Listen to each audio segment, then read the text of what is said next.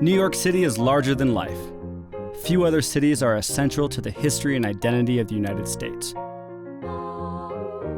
For over 12 million immigrants, it was the first glimpse of America. New York is the original melting pot.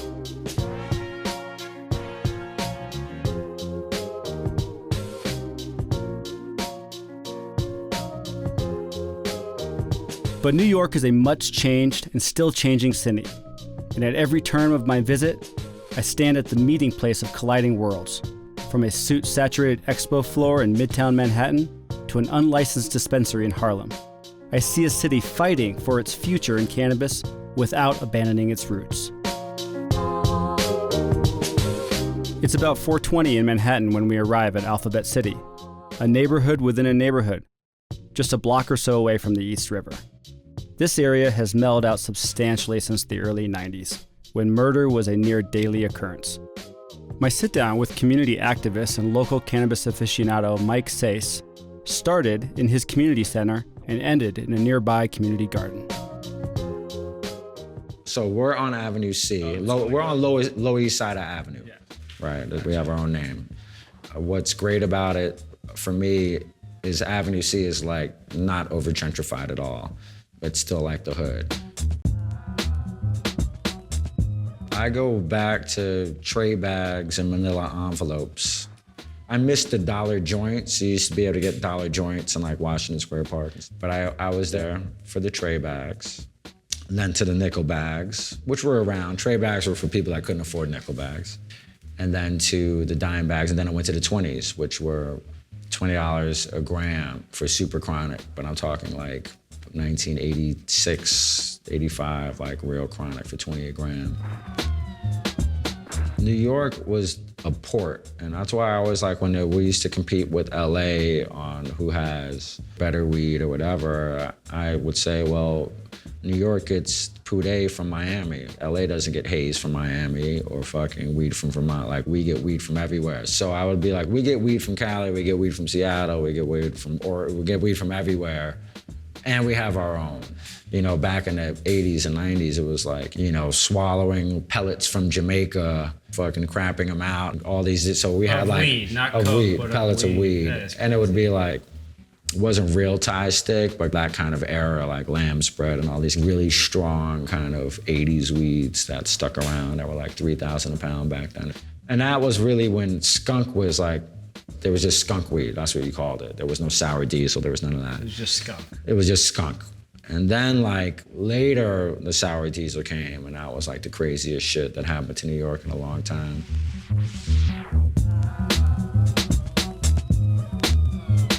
Brooklyn is New York's most densely populated borough.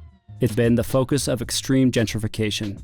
No neighborhood is more iconic of the citywide phenomenon than the Williamsburg neighborhood, which is where I'm meeting with true New York original and friend Jason Pinsky. How's my hair? Beautiful. How's my hair? I mean, I still have my stylist here in New York. Try now. Here, this is it, right? Okay, there you go. See? Boom. Whoa. Sometimes you need to look. Prescription? Of course. Wait a minute. What kind of question is that? You know, fashion prescription.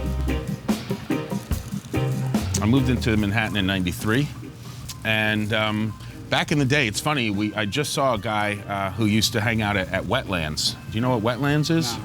Wetlands was a legendary venue here in New York City, and I might have seen Fleetwood Mac out there actually. At the Wetlands. Nah. We used to call it the sweat glands because it was so small. Yeah. And I ran into a guy that was known as his name was Mark Crystal. And Mark would sit on the loading dock right outside of Wetlands. And Mark lived at the Chelsea Hotel, right? Lived at the Chelsea Hotel. And basically what happened was Mark would sell weed. But, you know, I started taping shows at the Dead and at Fish. You would, like, record them? Yeah, as a taper. You know, we would go to Wetlands, we would record shows, and that started me meeting a lot of musicians. I'd be the guy that would be like rolling tapes, and then I'd have good weed, and then you'd be backstage and you'd meet the band, you know? So it was really like, you know, one of those things. It wasn't a matter of how much it cost. It was whether or not you knew the right people and you could even get it. I was 1 degree away from guys that grew sour diesel and ChemDog. Access. 80s, yeah, the 80s, I told you that was, Washington Square Park, trade bag, nickel bag stuff. And then in the 90s, it turned into a bigger business. I'll show you some of that. I'm gonna take a look at some of that. What is it? What is this? What are we calling This is sour diesel. Oh, this is sour diesel. This is the AJ cut I've heard more people talk about sour diesel in the last 48 hours than I've ever heard in my Because life. sour diesel is a New York thing. We loved it, you know what I mean? We smoked, it wasn't, we were just selling it just to sell it. I mean, it was a passion. I grew, so I would grow. How did you learn how to grow? I ended up learning how to grow, reading books, but a buddy of mine that passed away just recently, he wanted to grow and I wanted to grow, and so he gave me the sour diesel. Came from a friend of all of ours. So he used to sing naked to his weed or something. But he had the best sour D's in the world. He was like the diesel master. His sour D's was as good as any LA Kush. It's basically like the same way that OG Kush became a thing in LA, and It smells great. Each region has their own variety. We were starting to grow it. Was it a seed or a clone? No, clones. He got me clones. But he ended up leaving to New Orleans, and he left me stuck there without knowledge, so I had to just trial and error, just learning. He did dirt, and he did in his apartment, and he had a small plant, so it was really boutique. Yeah. But it was nurtured, and it was just the best. You would grow it on Manhattan Island? Yeah, he'd grow in the Upper West Side by Central Park. But he had a small little operation, but that's why the bud was so good. But that was the sour diesel, when it first came out.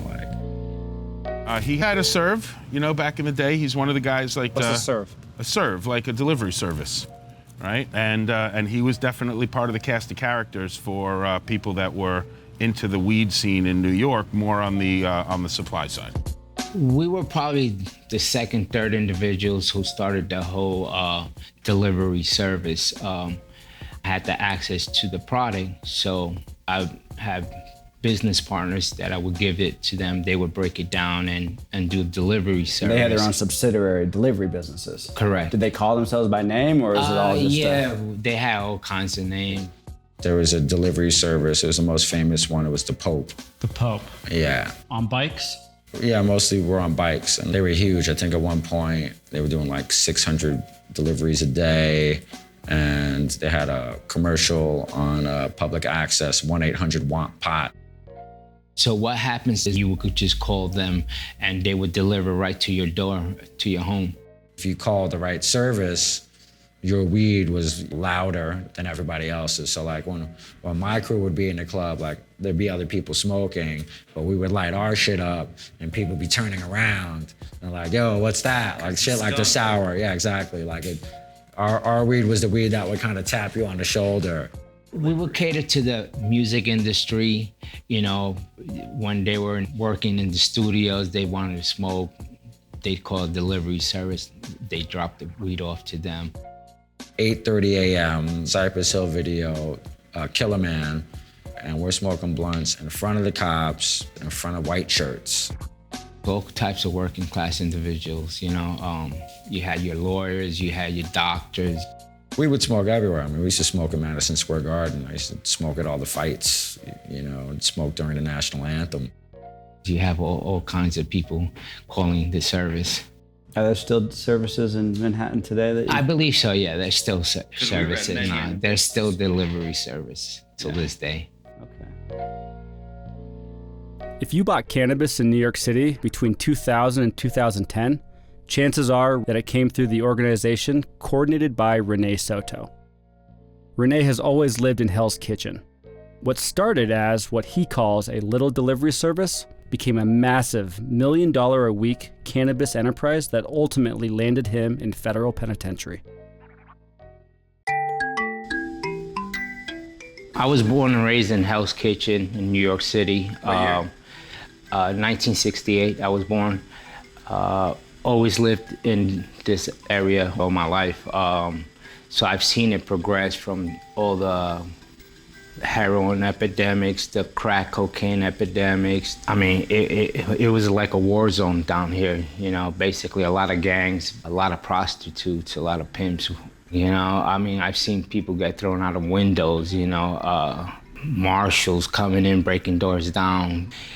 I just saw how communities could crumble with those type of drugs. But those were predominantly the drugs of choices, and I was never into that. I started smoking when I was about 13. I smoked with my father.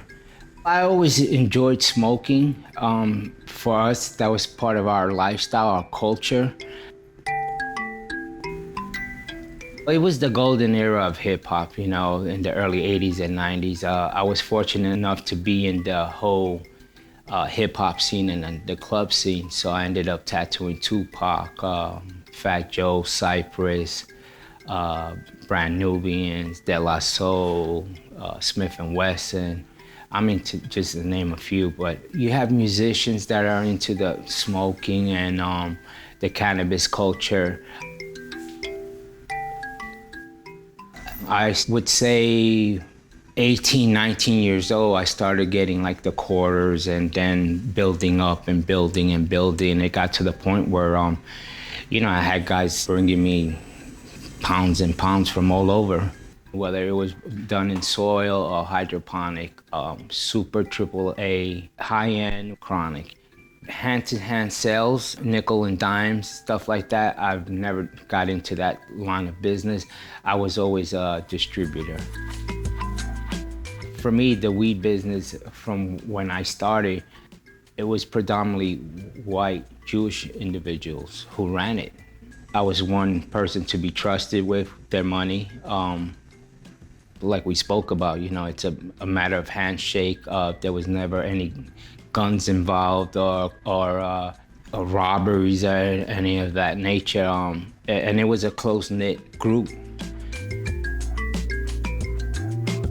I served pretty much everyone, you know, whether it was Uptown, Jersey, Manhattan. Then it just got to a point where I wasn't dealing with individuals in New York City. I was just dealing with people from out of New York. But I was dealing with orders of 500 pounds here, 100 pounds there. Like a broker. Yeah. I was the go-to guy as far as if you wanted your stuff sold. I knew when I was in too deep was when I was counting $1 million every other day. Money counter or by hand? Machines. I got tired of counting it by hand. Back then was way worth it when you're making on each pound $3,000 a pound. You know, you do the math. At the quantities, were you getting them for like 1,200? We were getting them between 17 and 2,000. And selling them for $6? Since I controlled the market, yeah, I would sell them for $6. On October 5th, 2010, they came into my home. I had my backyard open. I was watching them surrounding the house. On surveillance? Yeah, on camera. I had IRS, ATF, DEA, FBI, Nassau County Police, the District Attorney's Office, the Postal Police. There's always loose ends. It wasn't from me, but it came from California, the heat. You know, it trickles down to a domino effect, so whoever's involved at some point is gonna get caught up. When you're in the line of this business, at some point you're gonna have to take a fall, especially when you're dealing with that type of money. They charged me for conspiracy of distribution of marijuana. And I ended up taking a plea deal for 599 kilos. So how'd you go from 1 or 2 joints when you were 13 to 599 kilos? Just entrepreneurship. Nestled among the high-class, high-priced shops lining Fifth Avenue is a dispensary operated by MedMen. The look of the interior bears little resemblance to a traditional cannabis dispensary, but looks very similar to an Apple store. That makes sense given the company's direct focus I'm breaking the stoner stereotype. Building used to be one of those New York souvenir stores. Before that, it used to be an old Rockefeller vacation home way back in the day. And now it is a luxury cannabis dispensary. So you can come in with your medical card, you check in with security. Yep. And they can pick from 3 different products, but no flower. No flower at this point. You meet are they called bud tenders here? Sales associates. Sales associates, Yeah. Okay, very mainstream. Yep. And we also have pharmacists on site. Oh, you do? Yeah, so patients have the option to work with a sales associate or directly with a pharmacist. Are these pharmacists like you would see in like a CVS or something? Exactly. Walgreens? Yep. Wow. Yep. But they're MedMen Licensed, employees. registered pharmacists that are MedMen employees. And then they explain the different products and how they might support their needs. Mm-hmm. So if you take a look at our different ratios of product, it ranges from high CBD to high THC. Our wellness product is basically a pure CBD product, so you're not going to get much of that cognitive high experience. Our Harmony, this is a 1-to-1 ratio, perfect balance of THC to CBD. Our Awake product is a 20-to-1 ratio of THC to CBD. It's a sativa blend, so this is great for daytime use. And then we get into our Calm and Sleep. Calm is an indica dominant hybrid, 50-to-1 ratio of THC to CBD. Great for the end of the day, something to relax with. And then if you're somebody that has a really hard time sleeping This will or falling put asleep, you out. sleep is going to do it for you. And then they go to the checkout over here, and then you said that all the product is in the vault. Yes. And why is it in the vault? Is it a state regulation thing, or Yeah, is it it is. for ease? Yeah, yep. All of our product needs to be secured.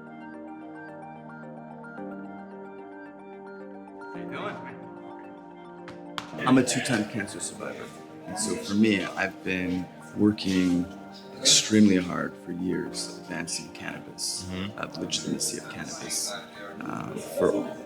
and to see it come to fruition here on Fifth Avenue is a dream come true. Same for me, man. Well, welcome, and I hope we can find something that'll give you some relief.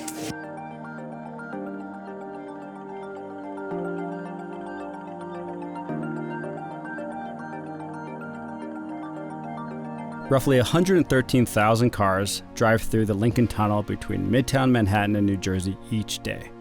Today I'm riding with David Hess from Tress Capital, on our way to visit a state-of-the-art grow facility operated by Harmony Dispensary. This is the I've never closest crossed. facility to New York. But the laws in Jersey are different from the laws in Manhattan. So we were at MedMen. Very different. They got 3 products. There's no flour. There's no edibles. Very hard restrictions. Sure. Jersey, is it much more open? So the biggest difference is there's flour. There's flour. Right? Okay. And is there any restrictions on how much they can grow? For example, like a state like Montana, every card is allocated a certain amount of cannabis, and the grower can't grow more than that. Sure. So can they just grow whatever they want as long as they're in the same location? So they can, but there's a limit on how much a patient can purchase, but the grower can cultivate essentially as much room as they have. The facility we're going today is approximately 9,000 square feet.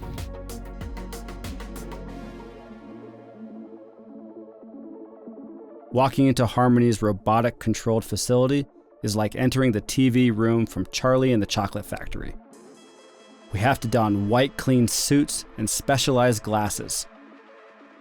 I have visited hundreds of grows, but Harmony's truly one of the most technologically advanced I've ever seen. Yeah, so here. Take a deep whiff. Now, that's what I'm talking about.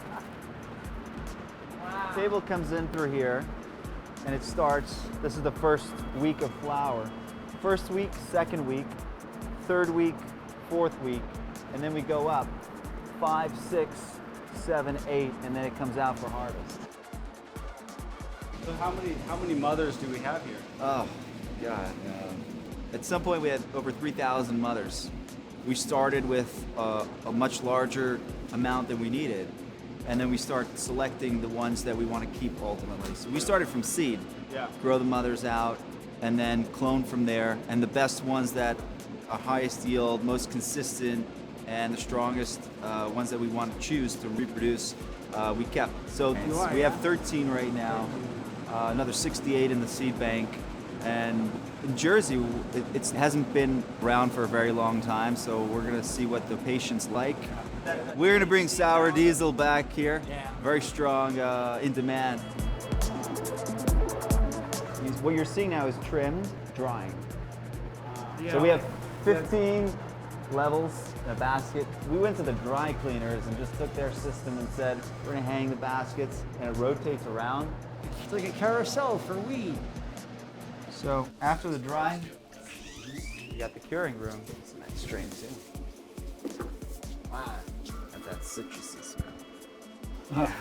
I never get tired of doing that. I never get tired.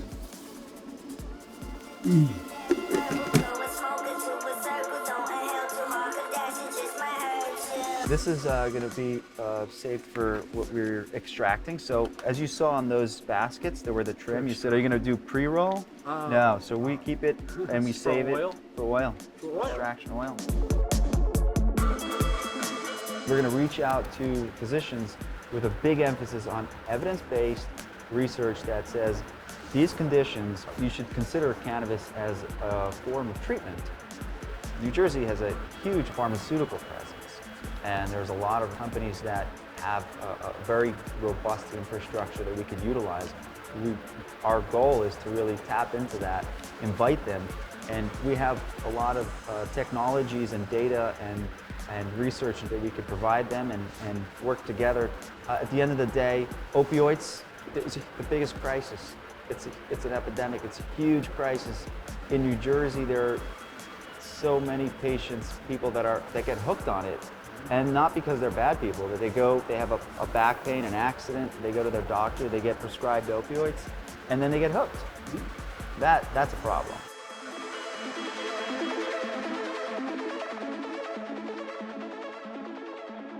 On the bank of the Hudson River, the Javits Center hosted the 2018 Cannabis World Congress and Expo. From former athletes and cannabis chemists to stock professionals and venture capitalists, every facet of the rapidly expanding world of professional cannabis commerce was on display. Once I discovered that it was a great medicinal piece, I started thinking about what I could do with it, and then I decided we should do something for women and their period cramps, because I was told that it was a niche market, and I pointed out that the niche is half the planet. Thank you. Many male governors kind of went, oh, what? No, we're not gonna get, no, we're not, our doctors are not gonna prescribe for a period. That I got from New Jersey. That was from the last guy. There are women who have horrifying cramps and who would like to be able to rub. You can't smoke our stuff. Our stuff's not gonna get you high. But our stuff is meant to make the quality of life better.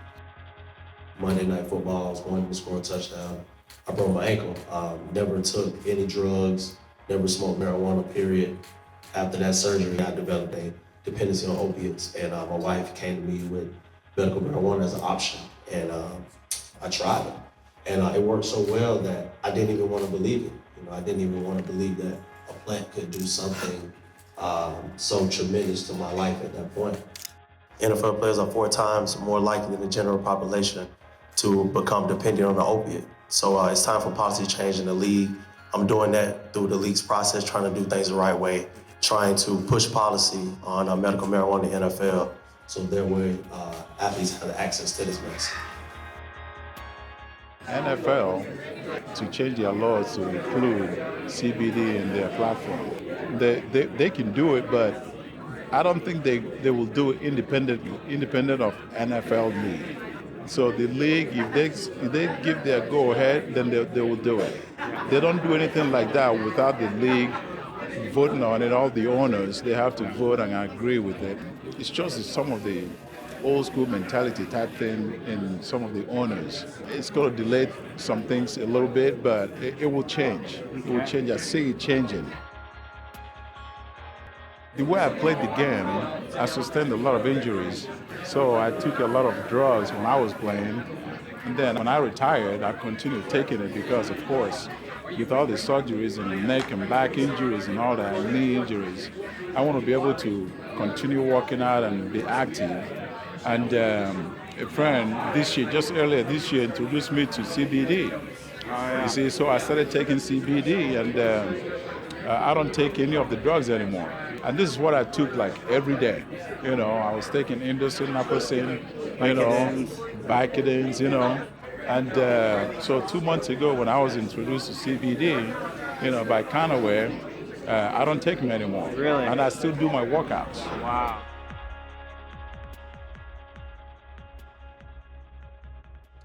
I was in a really bad ski accident when I was 16. I had crushed one of the discs in my neck. I have a herniated disc, I have a fissure tear in one of my discs, and that little tear that I have has a tendency, if I get any sort of inflammation, to just flare up, and I'm basically just crippled. I can't carry a backpack, I can't move. Debilitating. It's absolutely debilitating. Sometime in the turn of the century, I was recording a show, and so I'm on my way to get a pastrami in between sound check and the gig. And I cut through the park, and I jumped over the fence. Now you're talking about a 6-foot fence. And I felt my back like snap in that moment. And then the next day I went to the doc, and he's like, yeah, you've ruptured your disc. So I started with a back injury, which resulted in surgery in September of 2000. When I went to the doctor, they prescribed me both painkillers and muscle relaxers, oxys, Opioids, all of opioids, and I took them for less than a week, and I could not believe the side effects that I was experiencing. I was completely constipated. I totally lost my personality. I lost my appetite. I was irritated. I was just dead. I had a choice. I could have either gotten another surgery, which is a fusion. I could have participated in a clinical trial, which was a disc replacement. It was like a knee replacement. Or I could have gone into pain management. And I chose pain management. OxyContin was actually what they put me on.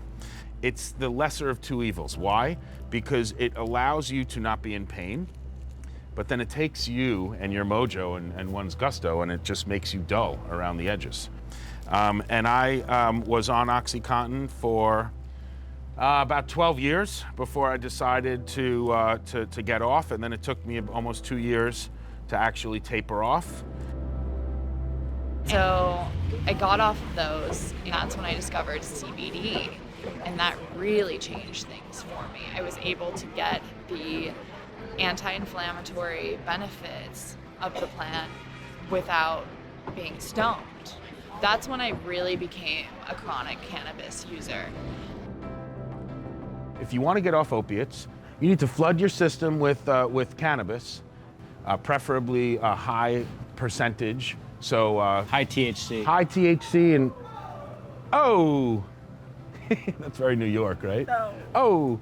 And what that will do is it'll help the way that your body modulates pain. A lot of the CBD will help the inflammation, which is associated. But when you smoke flower, right, you're getting basically a low dose. The THC, so like these guys right here. What is this? So these are diamonds, as they're referred to now in the industry. They're THCA. So what people are doing now is they're taking these crystals, right, or isolate, because it's isolated, right, and then they're taking terps, right, which you have here. Yes, this is an entire jar of terpenes, and they make sauce in Cali. They'll take this, they'll take some of this, and they'll mix it together, and it'll make like a sauce. This is 100% THC. Yeah. Flour is typically, good flour is 20 to 30%. I learned a ton about cannabis chemistry, the endocannabinoid system. I started to learn about how opiates, people were getting off pain medication by using weed, and it wasn't by using the flower. It was the concentrates and the extracts. The delivery and dosing was really a thing.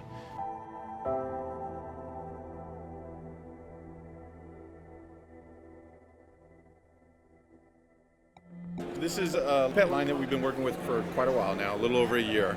They take our oil and place it into these custom blend treats. CBD helps them with all sorts of things. You know, I give it for preventative maintenance to Chunk, my bulldog, for inflammation and hip dysplasia. Every dog has the same endocannabinoid system as us, so it's great. We sell raw active ingredient, right? Okay. Anything from small jars to 50-gallon drums and semi-trucks. So like Sephora Exactly. wants to have they the want lotion. to infuse our raw active ingredient into their lotion, their skincare products, their protein shakes, their energy drinks, their coffee, their tea. Anything and everything you can imagine that you can get absorption of the molecule. When someone says they're buying CBD, nobody really knows what's in it. And the approach that Cash, our founder and CEO, took was a business approach, right? Like a Fortune 100 company approach, where everything is standardized. You know, it's not the Wild West. We're now in a position to use the megaphone to make people hear this.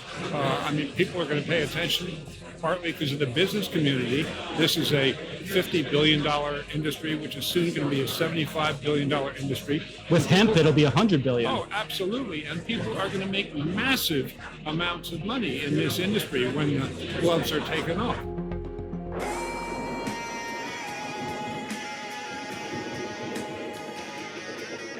If you travel far enough north through Central Park, you will eventually cross one of the most legendary dividing lines, a boundary the width of a single street that for generations served as the racial and economic border between two different worlds.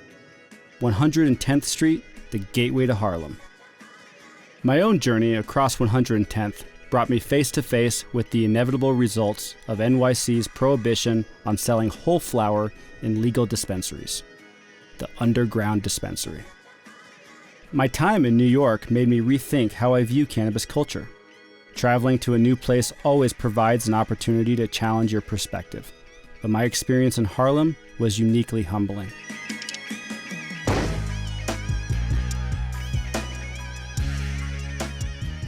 What do you need education on? How this cannabis culture... How you missed it? How did I miss it? Because you're probably thinking about I did grow up in Montana. But you're probably thinking about like tapping into your new business that you're doing, your new business venture. Yeah, my magazine. 2008. My magazine.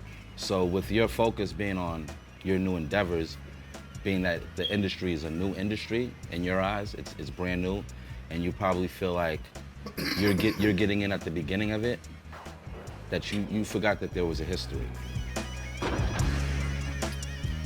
So basically, like, in the 80s, when the crack epidemic swept through, weed was like, really wasn't looked upon as like serious, like, as far as hustling and stuff like that. When the weed changed, when like the Hispanics started, producing the high-grade marijuana like Purple Haze and things of that nature, I guess the government just seen how much money was involved, you know what I'm saying? Because it's a billion-dollar industry. Before 2005, the Hispanics in Miami basically was the Home Depot for the whole industry.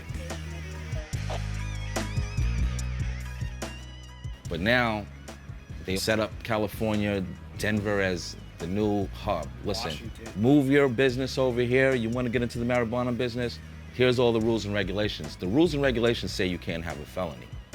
Now, as a minority, even selling marijuana, it's very easy to catch a felony off of selling weed. Right there, your opportunity has been cut. Because really, this is America. We know what the vibe is, you know what I'm saying? The love is for money. The love is for power, success, control.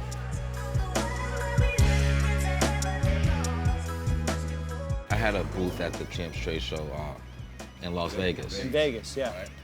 When I was there, being the only black entrepreneur there, I just walked around the whole venue, and there was like about maybe 300 vendors there, and I just assessed the owners of everyone, and it was like American and an Asian. Or Indian. And Indians really rock by themselves. Distributors, sure. then you might have another American company, then you might have an all Asian company. And then it was myself and my partner is Asian. So it was like Asian and black. We're minorities, you know what I'm saying? But an Asian and a white guy is like international power move. I'm out and about a lot. I go to a lot of conventions, festivals. And because it's an industry that's like dominated by the European, you know, sometimes it may be a challenge to step in.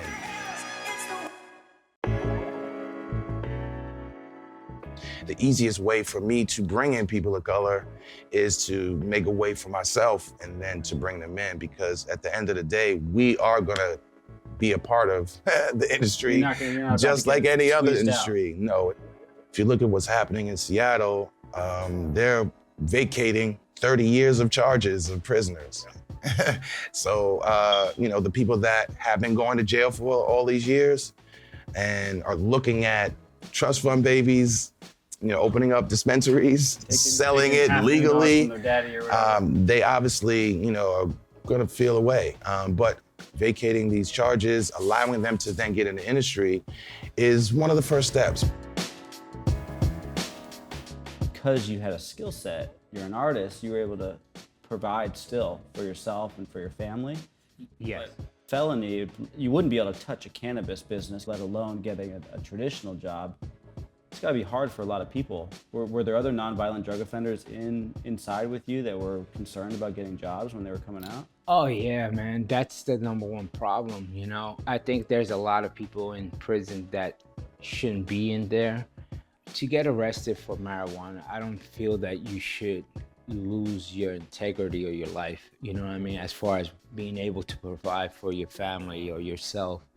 And it's funny because the marshals told me within 5 years from now, it's all gonna be legal. They told you that? Yeah. Does that piss you off in a little bit, or is it? No, you know what? I accepted my actions. I accepted what I did, and I paid my dues.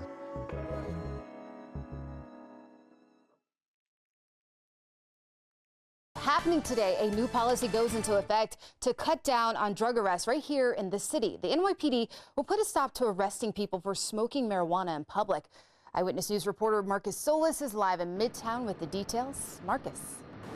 Well, Candace, because the police commissioner says, frankly, many of these arrests have nothing to do with public safety or no bearing on public safety. And so that change goes into effect today. And officers now will have, it will be up to their discretion whether or not to arrest people when caught smoking marijuana in public. What's the environment like outside? If they smoke a joint or they see a cannabis deal go down, are they gonna come after you? Well, the timing on that question is pretty interesting. It's only been about 2 weeks since the mayor? Yeah, since the mayor came out. History is painfully filled with examples of the powerful writing the laws. When you hear people say the economy is rigged, in many ways they're right. Communities of color and low-income people borne the brunt of the so-called war on drugs. And we know major pharmaceutical companies sold opioids as safe and non-addictive. So if we know that the laws in the past were written in an unfair and unequal way, we should beware that it doesn't happen again. Now, the state of New York has a chance to write the laws the right way. In the new law that will be written, let's automatically expunge past convictions for low-level marijuana crimes.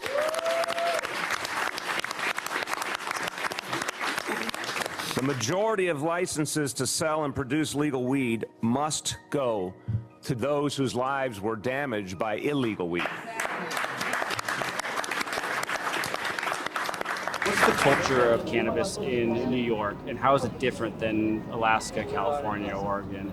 Well, we just decriminalized here in New York, right? You did, and then the mayor 2 weeks ago told police officers to stop arresting people on the street for smoking. Yeah. But we were at Menman Dispensary on 5th Avenue 2 days ago. We walked in, and they have vaporizers, they have tinctures, and they have oil little pills. and there's no product in them. You point to what you want, and then the pharmacist takes them out of the safe and gives them to you. Yeah. So even though you can't just walk into any dispensary, is it pretty accessible here in New York? Yeah, Is it out here everywhere? If you want it, you can get it.